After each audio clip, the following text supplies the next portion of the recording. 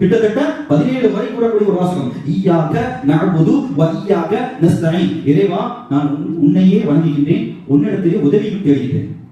இறைவா உன்னையே நான் வணங்குகிறேன், உன்னிடத்திலே உதவியும் தேடுகிறேன். அவனையே நாம் வணங்குகின்றோம், அவனிடத்திலே உதவியும் தேடிவிட்டு அவனிடத்தில் இருக்கக்கூடிய அந்த பெருமையை நாம் தக்க வைத்துக் கொண்டிருக்கின்றோம் என்று சொன்னால், உதாரணத்துக்கு வைத்துக் கொள்வோம், ஒரு மனிதர் இன்னொரு மனிதனுடைய காலில் விழுகிறார் என்று சொன்னால், இந்த விடக்கூடியவர் இருக்கிறார்களா அவர் சிறுமைப்பட்டவர், யாருடைய காலில் விழுகிறாரோ அவர் பெருமைக்குரியவர்.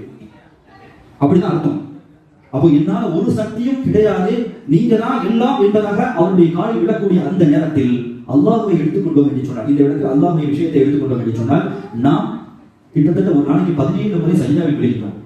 இறைவா உன்னை தவிர வேறு யாரும் எனக்கு உதவி செய்வது கிடையாது, என்னுடைய வாழ்க்கை உன்னிடத்தில் இருக்கிறது, நான் கேட்பது உன்னிடத்தில், கொடுப்பது எனக்கு, யார் நீ தான் கொடுக்க போகின்றாய், நான் வாங்க போகிறேன் இறைவா. அப்போ ஈயாக நஅபுது வ ஈயாக நஸ்தஈன், இறைவா நான் உன்னையே வணங்குகின்றேன், உன்னிடத்திலே நான் உதவியை தேடுகிறேன் என்பதாக கேட்டுக்கொண்டேன்.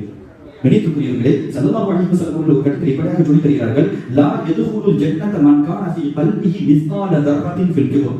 ஒரு மனிதனுடைய உள்ளத்தில் கடுகளவு பெருமை இருந்தாலும் அவர் சுவனத்தில் நுழைய மாட்டார். கடுகளவு பெருமை இருந்தாலும் அவர் சுவனத்தில் நுழைய மாட்டார். எதற்கு இப்படிப்பட்ட ஒரு தண்டனை அல்லாஹ் கொடுக்கின்றான்?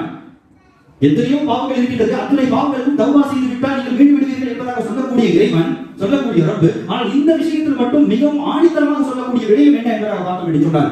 பெருமை என்பது எனக்குரியது, யாருக்கும் அதனை நான் உங்களுக்கு கொடுக்க மாட்டேன் என்பதாக ஆணித்தரமாக இருந்து, அந்த பெருமை என்பது எனக்கு, உங்களுடைய வாழ்க்கையில் நீங்கள் பெருமையை மேற்கொண்டீர்களானால் நீங்கள் சிறுமைப்பட்டு போவீர்கள். இந்த வார்த்தையை ஸல்லல்லாஹு அலைஹி வஸல்லம் அவர்கள் சொன்னவுடன், சொன்னதுதான் தாமதம், அருமை சஹாபா அவர்கள் முந்திவிட்டு கேட்கிறார்கள், யா ரசூலல்லாஹ், இன்ன ரஜுல யுஹிப்பு அன் யகூன ஸௌபஹு ஹஸனா. ஒரு மனிதர் இருக்கிறார், அந்த மனிதர் அவருடைய ஆடை அழகாக இருக்க வேண்டும் என்பதாக நாடுகிறார். ஒரு நஅபுஹு ஹஸனா, அவருடைய காலணி அழகாக இருக்க வேண்டும் என்பதாக நாடுகிறார். நம்ம நாடுவோமா இல்லையா? என்னுடைய சட்டை அழகா இருக்கணும், நான் போட்டிருக்கிற ஜுப்பா அழகா இருக்கணும் அப்படின்னு நம்ம நாடுவோமா இல்லையா? நான் போட்டிருக்கக்கூடிய காலணி அழகாக இருக்க வேண்டும் என்பதாக எல்லாரும் நாடும். ஷூ போட்டிருந்தா அது நல்லா இருக்கும் அப்படின்னு நாடும். ஆனால் இதுவும் பெருமையில் அடங்குமா என்பதாக சஹாபா தோழர்கள் கேட்கக்கூடிய அந்த நேரத்தில் ஸல்லல்லாஹு அலைஹி வஸல்லம் அவர்கள் சொன்னார்கள், அது பெருமையாக, இன்னல்லாஹ ஜமீலுன் யுஹிப்புல் ஜமால், அல்லாஹ் அழகானவன், அவன் அழகைத்தான் பிரியப்படுகிறான். எனவே அது பெருமையாகாது. எனவே பெருமை என்பது என்ன தெரியுமா? அல் கிப்ரு பத்ருல் ஹக் வ கம்துன் நாஸ். பெருமை அழகா 2 வரிகள் சொல்லி தந்தாங்க ஸல்லல்லாஹு அலைஹி வஸல்லம்.